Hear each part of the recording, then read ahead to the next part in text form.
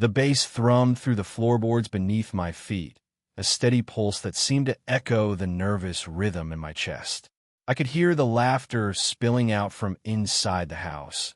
Voices layered over each other in that particular way they do at parties when everyone is trying to be heard at once. Red cups glinted under the porch light, where someone had abandoned them on the railing, and the air carried the familiar mix of cheap beer and cologne that clung to these gatherings like a signature. I sat alone on the wooden steps, my phone balanced in my palm like a shield. The screen was dark, but I kept staring at it anyway, thumb occasionally swiping across nothing, performing the pantomime of being busy.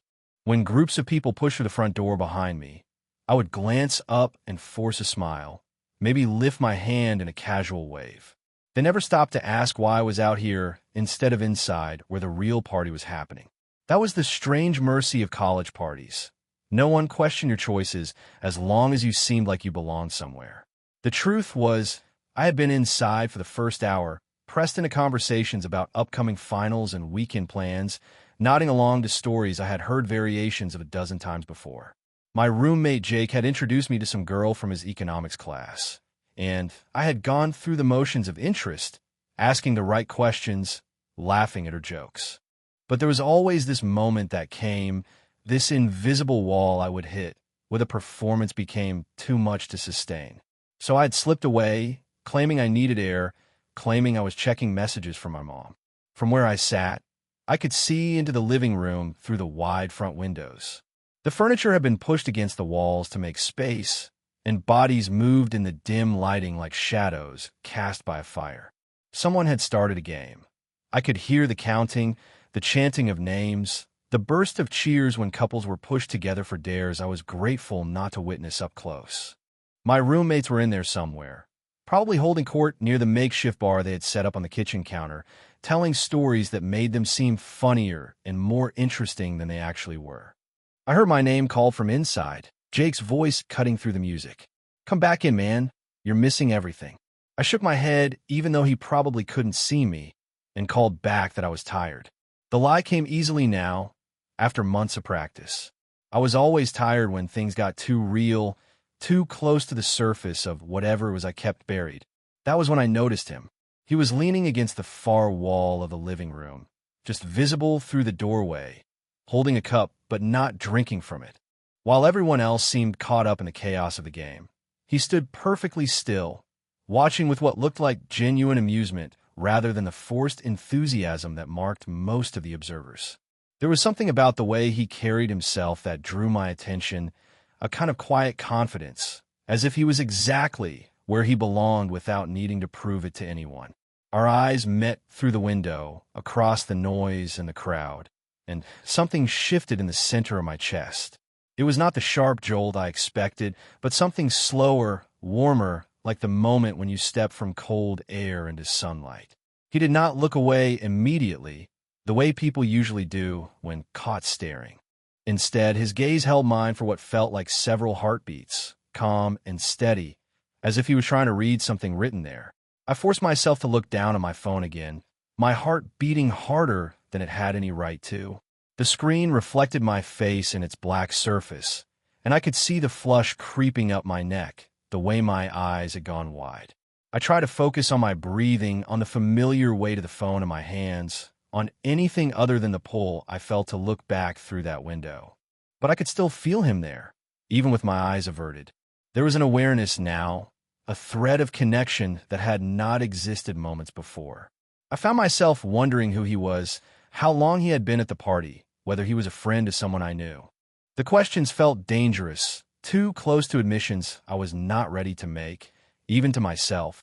A couple stumbled out onto the porch, laughing and wrapped around each other, and I shifted to make room for them on the steps. They barely noticed me as they settled a few feet away, immediately lost in their own whispered conversation. Watching them, I felt that familiar ache, the one I had learned to push down whenever it surfaced. It was not jealousy, exactly, though I'd spent months trying to convince myself that was all it was. It was something deeper, more complex, a longing not just for connection, but for the kind of ease they displayed, the simple ability to want something and reach for it without hesitation. Inside, The music changed to something slower, and I could see people pairing off, the energy shifting from chaos to something more intimate. I knew I should go back in, rejoin my friends, play the part one had been playing for so long it felt like a second skin. But something kept me rooted to those steps, some stubborn part of me that was not ready to return to the performance. I risked another glance through the window, telling myself I was just checking to see if the game was still going on. But my eyes went straight to where he had been standing, and I felt a strange disappointment when I found the spot empty. I scanned the room, looking for that quiet presence, that steady confidence, but he seemed to have vanished into the crowd. The couple next to me got up and went back inside, leaving me alone again with the night air and the distant sound of traffic. I could have followed them, could have pushed myself back into the warmth and noise and familiar rhythms of the party. Instead, I remained where I was, phone still cradled in my hands, thinking about the way a stranger had looked at me and how that look had lodged itself somewhere deep in my chest, impossible to dislodge. I stayed on those steps until the party began to wind down, until people started trickling out in small groups, calling goodbyes over their shoulders. My roommates found me eventually, slightly drunk and full of stories about what I had missed. They teased me about my disappearing act, but not unkindly, and I let them assume whatever they wanted about my reasons for staying outside. Later, as I lay in my narrow dorm bed listening to Jake snore in the bunk above me, I found myself replaying that moment of connection, examining it from every angle like a stone I had picked up on the beach. The memory should have faded, should have joined the countless other fleeting interactions that make up the background noise of college life. Instead, it seemed to grow more vivid in the darkness, more significant. I told myself it meant nothing, that I was reading too much into a simple moment of eye contact. But even as I formed the thought, I knew it was not true. Something had shifted in those few seconds. Some recognition had passed between us that I was not ready to name. And as I finally drifted towards sleep, I found myself wondering if I would see him again and what I would do if I did. The apartment I shared with 3 other guys was exactly what you would expect from college students who had been given too much freedom and not enough supervision.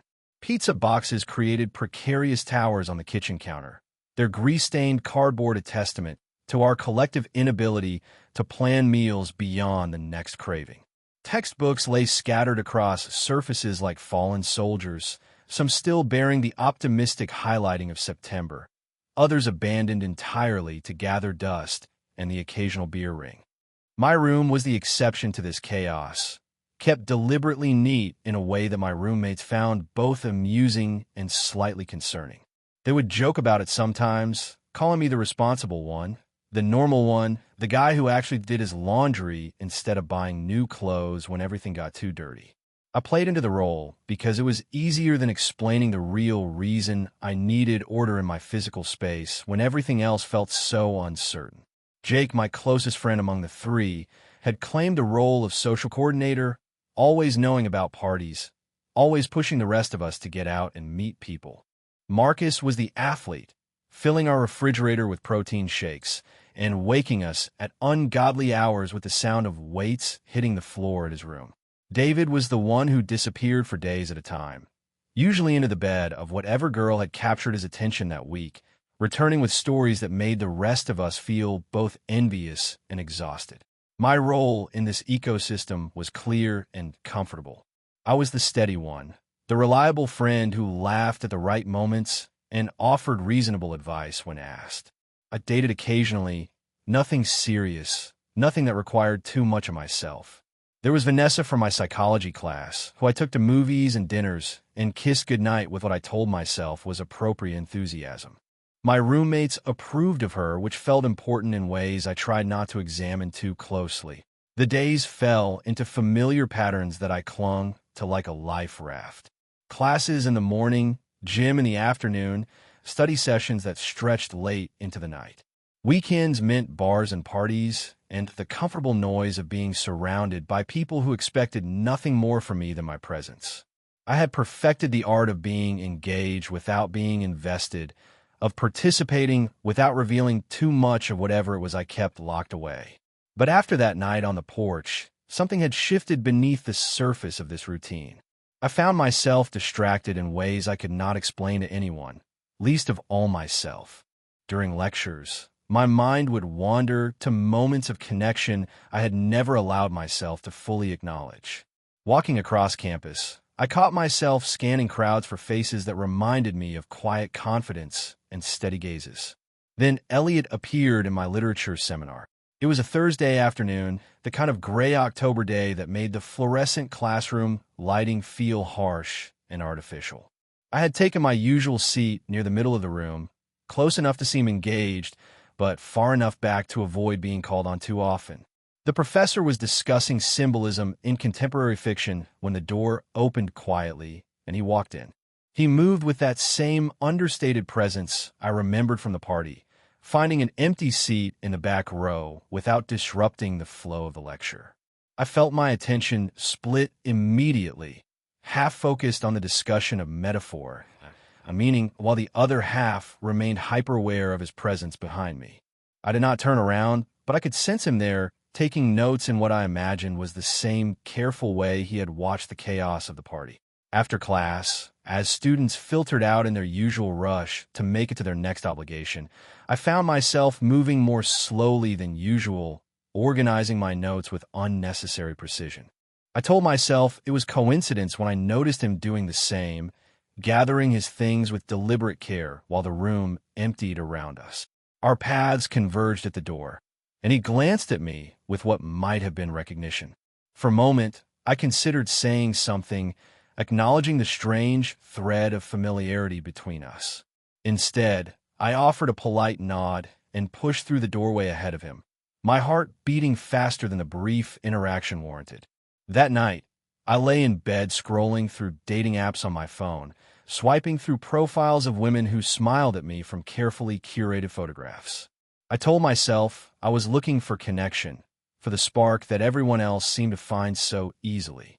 But the faces blurred together after a while, and I found my thumb moving automatically, going through the motions without any real interest in the outcomes. I closed the app without messaging anyone and stared at the ceiling instead, listening to the familiar sounds of the apartment settling around me. Through the thin walls, I could hear David talking on the phone to his latest girlfriend, his voice low and intimate in a way that made me feel both lonely and grateful for the privacy of my own thoughts. The image that came to me then was not from any dating profile, but from that moment in the classroom doorway. The brief glance, the sense of recognition, the feeling that something had been acknowledged without being spoken. I pushed the thought away as quickly as it came, but it left an impression, like looking at a bright light and then closing your eyes to find its shape burned into the darkness. This was the fracture I carried, the space between who I appeared to be and whatever truth lived beneath the surface. During the day, I could maintain the performance, could be the person my roommates expected, the boyfriend Vanessa deserved, the student who participated appropriately in class discussions. But in the quiet moments, in the spaces between obligations, something else stirred, something I was not ready to name or examine too closely. I fell asleep that night with my phone still in my hand, the dating app closed, but somehow still present, a reminder of all the ways I was supposed to want what everyone else wanted. In my dreams, I found myself back on the porch steps, but this time when our eyes met through the window, I did not look away. It happened 3 weeks later, on one of those evenings when the campus felt suspended between day and night, the sky holding onto the last traces of October light. Our literature seminar had run long, the professor losing track of time as she guided us through a particularly dense passage about identity and self-deception.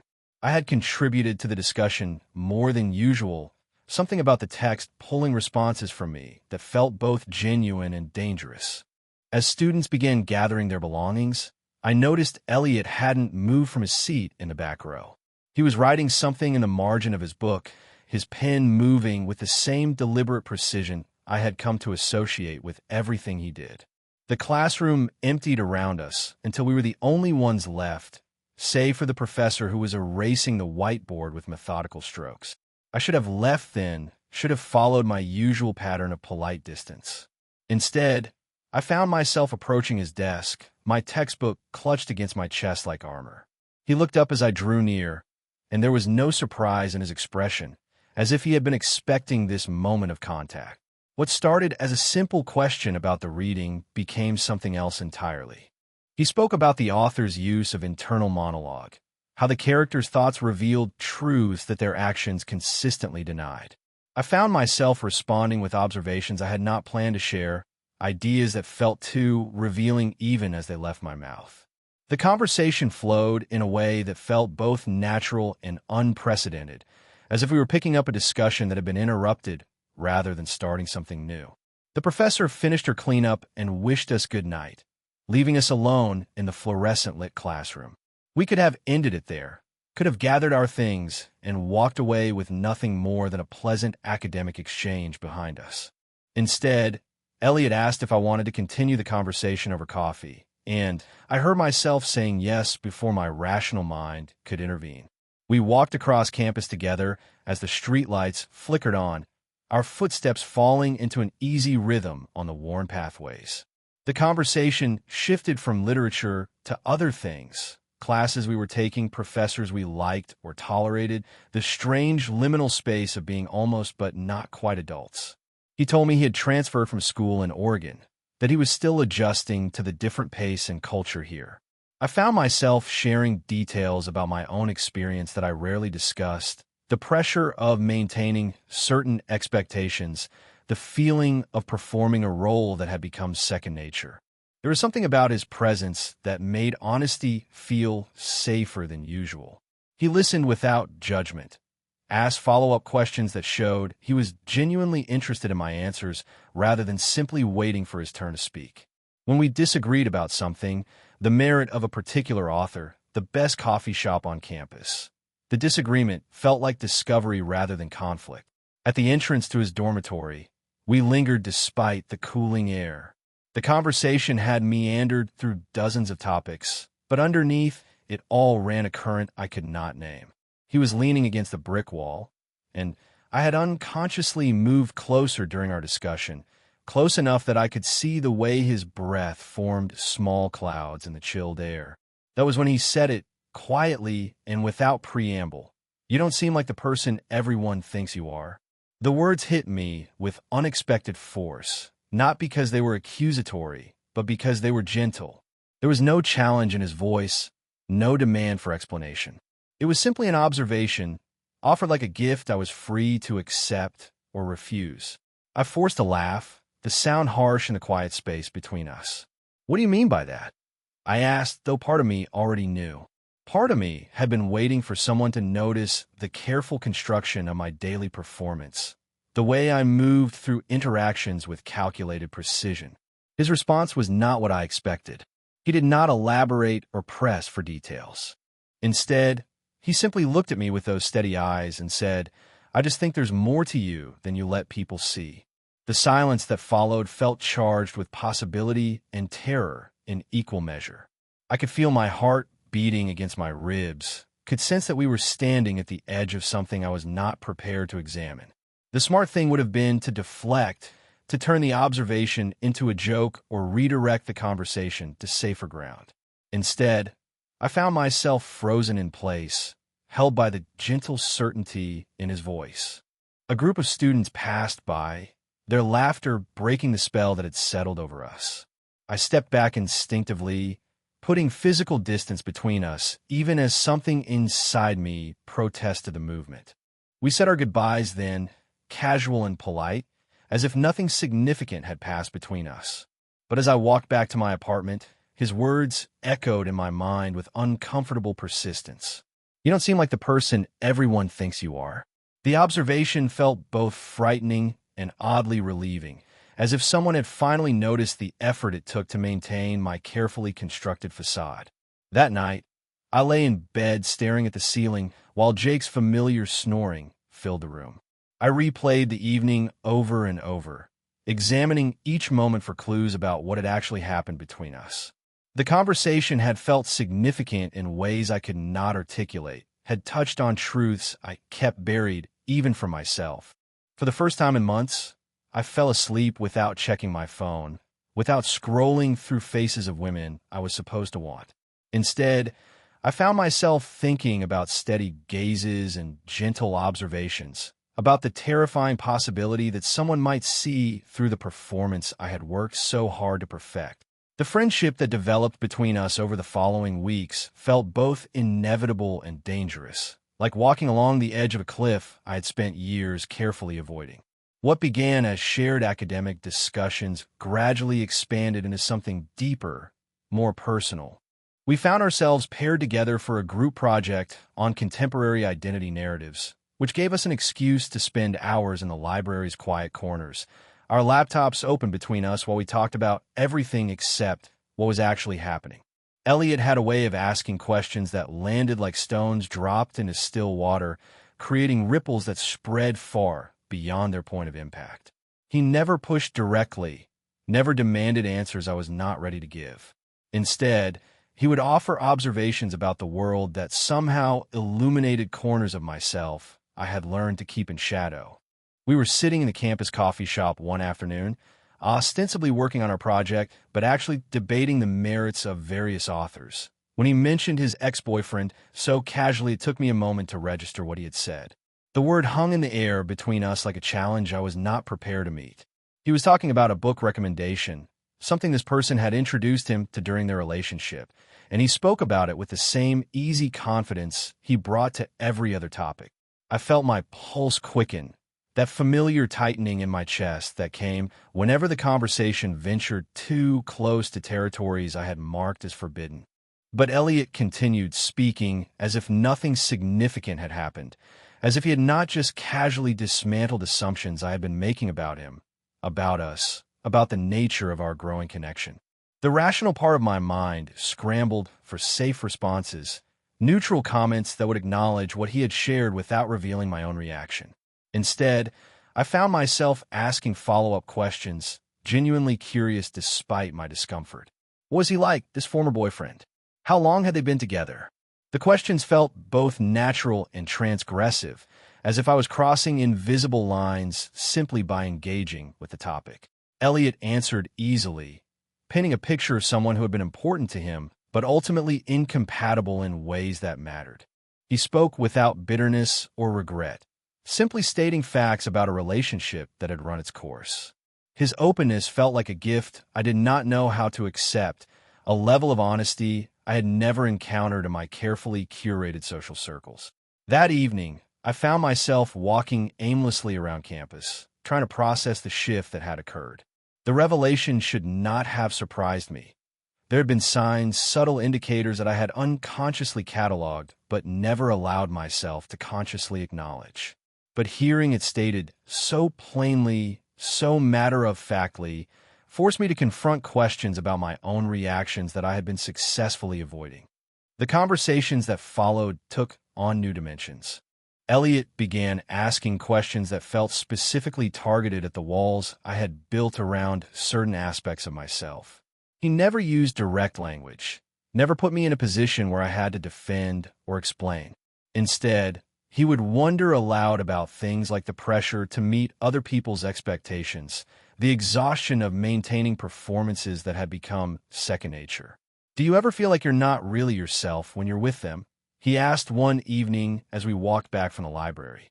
We had just spent 3 hours supposedly working on our project, but actually talking about identity formation in adolescence, about the ways people learn to hide parts of themselves that do not fit acceptable narratives.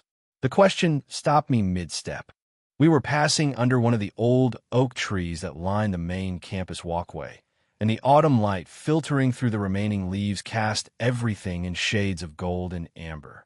I looked at him, trying to determine if he was asking about something specific or simply making conversation.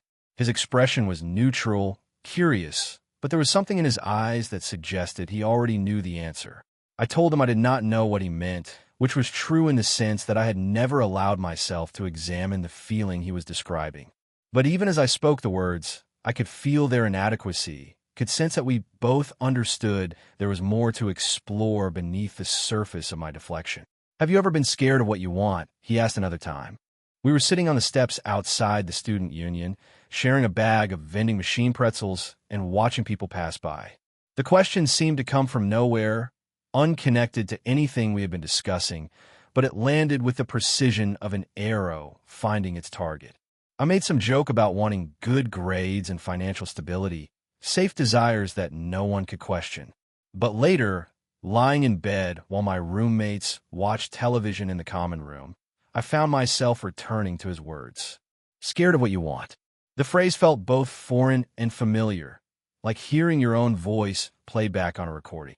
For the first time in years, I allowed myself to examine the careful architecture of avoidance I had constructed around certain thoughts, certain possibilities.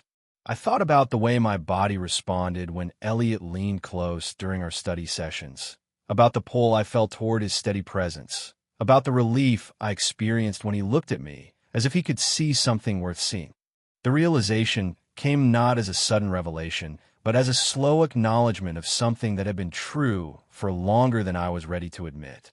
In the darkness of my room, with Jake's breathing steady above me and the distant sound of laughter from the common area, I finally allowed myself to name what I had been feeling. The fear Elliot had identified was not abstract. It was specific, personal, and completely terrifying. Because for the first time in my life, I was beginning to understand exactly what I wanted, and that understanding changed everything. The night everything changed started like so many others, with too many beers and the familiar ritual of pretending to be someone I was not. Jake had convinced me to join him and Marcus at one of the off-campus houses where the parties felt more authentic, less supervised than the sanitized gatherings in the dorms. I had agreed because saying no would have required explanations I was not prepared to give, and because some part of me hoped the noise and chaos might drown out the questions that had been growing louder in my head since my conversations with Elliot. For the first few hours, I managed to maintain the performance. I played beer pong with the expected enthusiasm, laughed at jokes that were not particularly funny, and made conversation with people whose names I forgot as soon as they were spoken. The alcohol helped, softening the edges of my discomfort until I could almost believe I belonged in this crowd of confident young men who moved through the world without questioning their place in it. But as the night wore on, the familiar weight began to settle over me. I watched my friends flirt with obvious ease, saw the way they inhabited their desires without shame or hesitation, and felt the growing distance between who I was supposed to be and whatever truth was stirring beneath the surface. The beer that had initially made everything easier now seemed to be amplifying the disconnect, making the performance feel more transparent, more exhausting. I slipped outside sometime after midnight, claiming I needed air, but really seeking escape from the suffocating expectation to be someone I was increasingly certain I was not. The backyard was quieter, occupied only by a few couples who had found corners of relative privacy and a group of smokers clustered around a dying fire pit. I found an empty chair at the edge of the patio and settled into it, grateful for the cooler air and the excuse to stop performing for a few minutes. I had been sitting there for maybe 10 minutes when I heard footsteps on the wooden deck behind me. I expected it to be Jake coming to drag me back inside or to ask if I was all right. Instead, when I turned, I found Elliot approaching with 2 bottles of water in his hands. He offered me one without explanation, as if it was perfectly natural for him to appear at exactly the moment I needed his presence most. We sat together in comfortable silence for a while, listening to the distant music and the occasional burst of laughter from inside the house. He had not been at the party earlier, and I wondered how he had known to find me here, whether it was coincidence or something more intentional. But the questions felt less important than the simple relief of his company. The way his presence seemed to create a pocket of calm in the chaos of the evening. The alcohol in my system made honesty feel both more dangerous and more necessary. When he asked how I was doing, I found myself answering with a level of vulnerability I had not planned to share with anyone. The words came slowly at first, then faster as the dam I had built around my doubts began to crack. I told him I felt broken, though I struggled to explain what I meant by that. It was not that anything specific was wrong with my life, not that I faced any obvious challenges or hardships. It was something more fundamental, a sense that the person I presented to the world was a carefully constructed fiction that had become increasingly difficult to maintain. I spoke about the exhaustion of always being on, always performing the role of the normal, straight, uncomplicated guy that everyone expected me to be.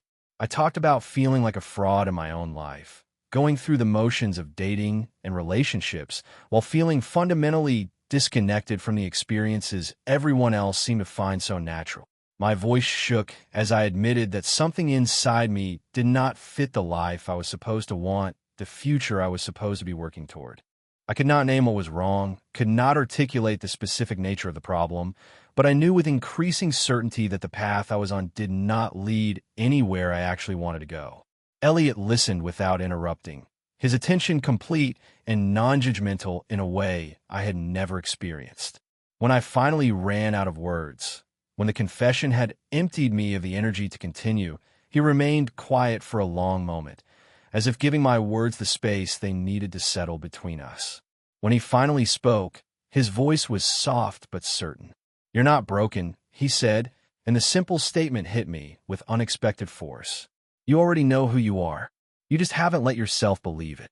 The words seemed to unlock something inside me that I had been holding closed for years. They offered a different interpretation of the feelings I had been carrying, a possibility I had never allowed myself to consider. What if the disconnect I felt was not evidence of something wrong with me, but evidence of something true that I had been afraid to acknowledge? In the silence that followed his words, we sat closer together than we ever had before. I could feel the warmth of his shoulder against mine, could sense the steady rhythm of his breathing in the quiet space between us.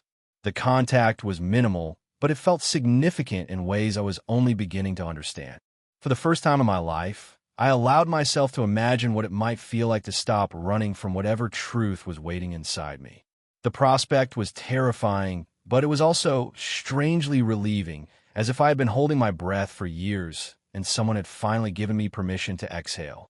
In that moment, sitting in the darkness with this person who somehow saw me more clearly than I saw myself, I realized I had crossed a threshold I could never uncross.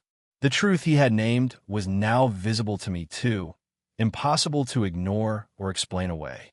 Whatever came next, I could no longer pretend I did not know what I was afraid of wanting.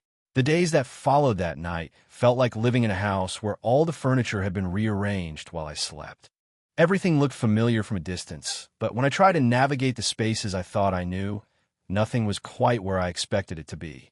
The revelation Elliot had offered me sat in my chest like a stone I had swallowed, impossible to ignore and too significant to digest easily.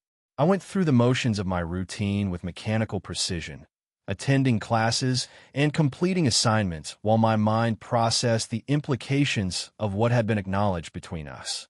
The performance I had maintained for so long now felt transparent, as if everyone could see through the careful construction of my daily interactions.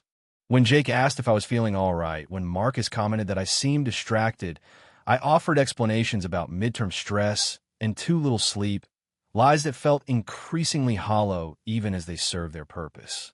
The most difficult part was being around Vanessa. She had started suggesting we spend more time together, hinting at conversations about the future that made my stomach clench with a guilt I could not fully articulate. She was a good person, kind and intelligent, and deserving of someone who could love her the way she deserved to be loved. But every time she looked at me with genuine affection, I felt the weight of the deception I had been perpetrating, not just against her, but against myself. We went to dinner on a Thursday evening, one of those casual dates that had become routine between us. She talked about her plans for winter break, about classes she was considering for next semester, about friends who were getting serious with their boyfriends, and started to think about post-graduation life. I nodded and responded at appropriate intervals, but I could feel the distance growing between us with each passing moment, a chasm that had nothing to do with her and everything to do with the truth I was finally allowing myself to see. Walking her back to her dorm, she slipped her hand into mine with the easy familiarity of someone who had every reason to believe her feelings were reciprocated. The gesture that should have felt natural instead felt like a betrayal of us both. When she stopped at her door and turned to kiss me goodnight, I found myself pulling back slightly, creating space where there had been none before. She noticed immediately, of course. The question in her eyes was gentle but unmistakable, and I realized I could not continue this charade without causing more damage to both of us. The conversation that followed was one of the most difficult I had ever had, not because she was angry or cruel, but because she was understanding in ways that made my own confusion feel sharper by comparison. I told her I was going through something I could not explain, that I needed space to figure out who I was outside of the expectations others had of me. The words felt inadequate even as I spoke them, a pale approximation of the seismic shift that was occurring in my understanding of myself. She asked if there was someone else, and I found myself answering honestly that I did not know, which was both true and completely insufficient. She deserved better than my vague explanations and obvious distress, but it was all I could offer her in that moment. We parted with an awkward hug and promises to talk soon that we both knew were unlikely to be kept. I watched her disappear into her building and felt a mixture of relief and regret that left me hollow and exhausted. The apartment felt different when I returned, as if my roommates could sense something had changed in my carefully maintained equilibrium. They asked perfunctory questions about my evening, and I gave perfunctory answers, but the easy camaraderie that had defined our living situation felt strained in ways I could not address without revealing more than I was ready to share. I found myself seeking solitude more frequently, taking long walks around campus, and spending hours in the library corners where I was unlikely to encounter anyone I knew. The questions Elliot had planted in my mind grew more insistent with each passing day, demanding attention I had spent years learning to redirect. What did I want? Who was I when I stopped performing the role everyone expected me to play? 2 days after ending things with Vanessa, I found myself walking toward the library with no specific destination in mind, simply needing movement and the possibility of anonymous space. I had not planned to look for Elliot, had not consciously decided to seek him out, but when I saw him sitting at one of the study tables near the back of the building, I felt a pull I no longer had the energy to resist. He looked up as I approached, and something in my expression must have communicated the internal upheaval I was experiencing. Without preamble, without the careful conversational preliminaries that usually marked our interactions, I found myself sitting across from him and saying the words I had been carrying for days. "I'm scared," I told him, my voice barely above a whisper in the library quiet. "But I can't keep lying." The admission felt both terrifying and liberating, an acknowledgement of something that had been true long before I had the courage to name it. Elliot closed his book and leaned forward slightly, his attention complete and unwavering. In the space between my confession and whatever would come next, I felt suspended between the person I had been and whoever I was becoming. For the first time in my life, I was choosing truth over comfort, authenticity over approval. The choice felt both monumental and impossibly fragile, as if speaking it aloud might somehow make it less real. But sitting there in the fluorescent light of the library, looking into eyes that held no judgment and offered no easy answers, I knew I had finally taken the first real step toward becoming myself. The change did not happen overnight, despite everything inside me wanting to mark that moment in the library as the precise instant when one life ended and another began.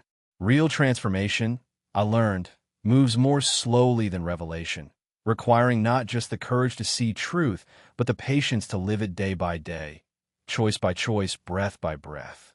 In the weeks that followed my confession to Elliot, I found myself occupying a strange in-between space.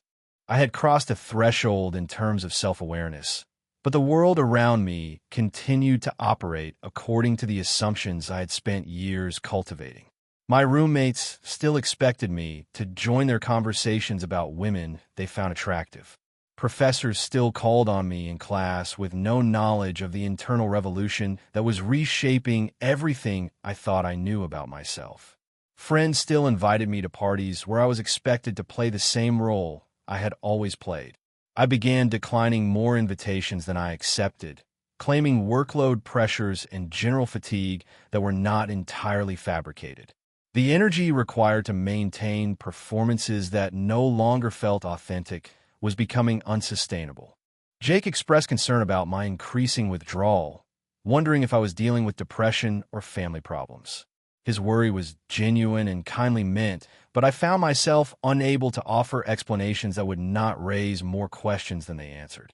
Elliot became my anchor during this period of transition, though neither of us named our relationship as anything more than friendship. We met regularly for coffee or study sessions that evolved into conversations about identity, authenticity, and the courage required to live as yourself in a world that often demanded conformity. He never pushed me toward any particular conclusion or timeline, never suggested that my internal process should move faster or in any specific direction.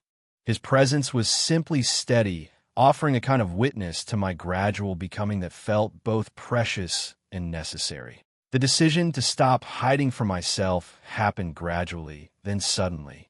There was no dramatic moment of public declaration, no grand gesture that announced my truth to the world. Instead, I simply began making small choices that aligned with who I was discovering myself to be. I stopped checking dating apps that had never held genuine interest for me. I declined setups that well-meaning friends wanted to arrange. I began responding to questions about my romantic life with honest statements about not dating anyone rather than fabricated stories about casual relationships. My roommates noticed the changes but attributed them to the aftermath of my breakup with Vanessa. The assumption provided convenient cover for my transition, allowing me space to explore my identity without immediately having to defend or explain it to people who might not understand. I was not ready for those conversations yet, not ready to field questions I was still learning to answer for myself. The first time I allowed myself to consciously acknowledge my attraction to Elliot happened on a cold morning in late November. We were sitting on the steps outside the library, sharing coffee from the campus shop and watching students hurry past in their winter coats. The sun was weak but present, casting everything in the pale light that makes ordinary moments feel somehow significant. He was telling me about a book he had discovered, his hands animated as he described themes that had resonated with him. I found myself watching the way his breath formed small clouds in the cold air, the way his eyes brightened when he talked about ideas that excited him. The recognition of my feelings came not as a shock, but as a gentle settling, like a key finding its proper lock. For the first time, I did not look away from what I was feeling. I did not redirect my attention or create mental distractions to avoid the implications of my attraction. Instead, I simply let myself experience the fullness of it, the way his presence made the world feel more vivid and meaningful than it had any right to be. He must have sensed a shift in my attention because he stopped speaking and looked at me with that steady gaze I had come to treasure. The silence between us felt charged with possibility, with all the words we had not yet learned to say to each other. Our knees were almost touching on a narrow step, close enough that I could feel the warmth of his body despite the cold air surrounding us. I did not tell him what I was feeling in that moment. The truth was still too new, too fragile to risk in spoken language. But something passed between us in that quiet space, some acknowledgement of the connection that had been growing beneath the surface of our careful friendship. When he eventually resumed talking about his book, there was a new quality to his voice, a warmth that had not been there before. That afternoon, walking back to my apartment alone, I realized I was no longer the same person who had sat on that porch months earlier, hiding from a party and afraid of his own thoughts. The truth that had once seemed impossibly dangerous to even consider was now something I carried openly, at least within the privacy of my own heart. I was gay, and while I was not yet ready to share that knowledge with everyone in my life, it no longer felt like a secret I was keeping from myself. The change was quiet, internal, but it was also absolute. I breathed differently now, moved through the world with a new kind of presence that came from no longer fighting against fundamental aspects of who I was. The future remained uncertain, full of conversations I would need to have and choices I would need to make. But for the first time in my life, I was walking toward that future as myself, authentic and unafraid of what I might discover along the way.